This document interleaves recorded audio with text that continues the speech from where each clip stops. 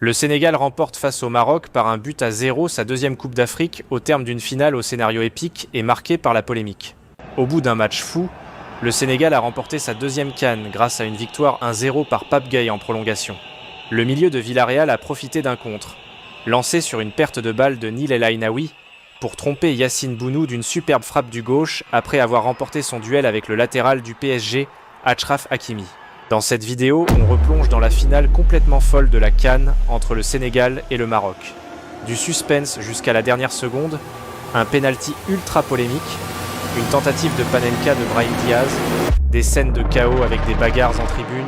Accrochez-vous bien, parce que dans cette vidéo, on revient sur tout. La finale de la Coupe d'Afrique des Nations 2025 a basculé dans la controverse absolue à l'entrée du temps additionnel. À la 98e minute, après consultation de l'arbitrage vidéo, Jean-Jacques Ndalan Gambo a accordé un pénalty au Maroc pour une faute jugée de Malik Diouf sur Brahim Diaz. Une décision immédiatement perçue comme extrêmement sévère par les Sénégalais, tant le contact semblait léger et sujet à interprétation. La sanction, accompagnée d'un carton jaune pour Diouf, a déclenché une vague d'incompréhension sur la pelouse du stade Prince Moulay Abdallah, où joueurs et staff sénégalais ont encerclé l'arbitre pour demander des explications. La situation a ensuite dégénéré en véritable chaos. Pape Thiaw est allé discuter avec l'arbitre, sans parvenir à apaiser la colère de ses joueurs. À la 102e minute, les Lions de la Teranga ont quitté la pelouse pour protester contre ce qu'ils considéraient comme un scandale arbitral. Un geste fort et rarissime à ce niveau de la compétition. Quelques instants plus tard, des supporters sénégalais ont envahi le terrain, accentuant encore la confusion, tandis que le pénalty n'avait toujours pas été tiré. Une fin de match hallucinante, marquée par une rupture totale entre le corps arbitral et le camp sénégalais, et qui laissera une trace indélébile sur cette finale déjà entrée dans l'histoire, mais pour de sombres raisons. Dans ce climat explosif, Sadio Mané a tenté d'endosser un rôle de rassembleur et de capitaine exemplaire. Visiblement déterminé à éviter une sortie définitive de l'histoire par la petite porte, l'attaquant sénégalais a multiplié les appels à ses coéquipiers, répétant avec insistance « On va jouer, appelle-les, on joue comme des hommes ». Par la suite, l'ancien joueur de Liverpool a même couru jusqu'au vestiaire pour tenter de convaincre les siens de revenir sur la pelouse, conscient de la portée historique d'un abandon en pleine finale de CAN. Après de longues minutes de tension et de discussion, les joueurs sénégalais sont finalement revenus sur la pelouse. Le jeu a repris dans une atmosphère électrique, lourde de sifflets et d'émotions. De retour sur le terrain, la finale a connu un nouveau tournant irréel. Sous une pression extrême, Brahim Diaz s'est finalement présenté pour tirer le pénalty à la 90e plus 24 minutes. Le milieu offensif marocain a tenté une Panenka audacieuse mais totalement manquée, facilement captée par Edouard Mendy, héros sénégalais de cette séquence hors norme.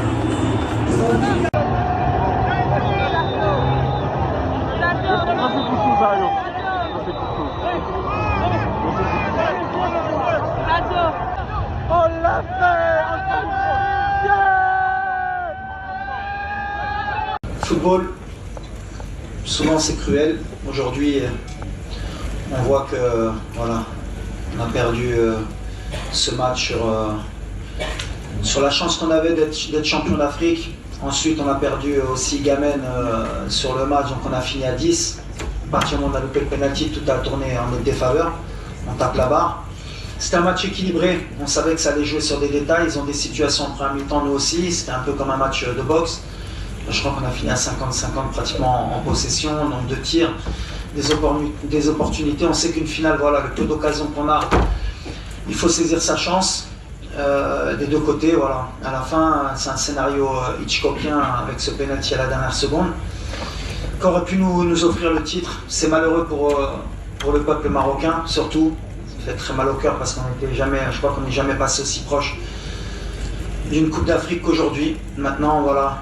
On peut parler des heures. Ce groupe va revenir plus fort, Inch'Allah.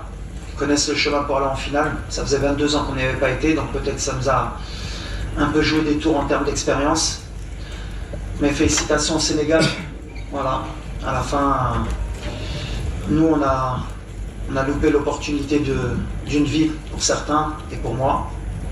Il faut repartir plus fort, il ne faut pas baisser les bras.